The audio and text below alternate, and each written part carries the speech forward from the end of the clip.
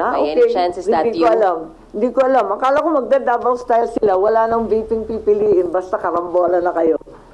So, did you talk to her about it? Ay, By wala. Ang problema lang ngayon si VP Sara at saka si former President Duterte at sila talaga ang humaharap na napakabigat na mga paratang. Isa kayo sa tinuturo na possible ng mga kasamahan nyo and even Duterte supporters. Talaga naman, forever running mate na ako ni Inday Sara. Running, walking, sitting, standing. Talaga namang suportado ko siya. Pag-uusap or kakausapin kayo Hindi. about it, no? As in, Hindi naman categorical no. pinag-uusapan kasi ang layo-layo pa sa totoo lang. Parang siya lang naman talaga ang nag-announce.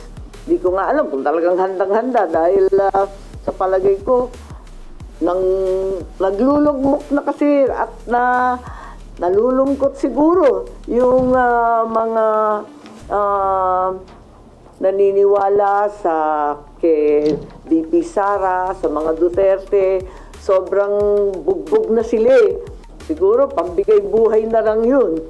At kahit walang masyadong handa, wala naman line-up, walang running mate na maayos, sige na lang.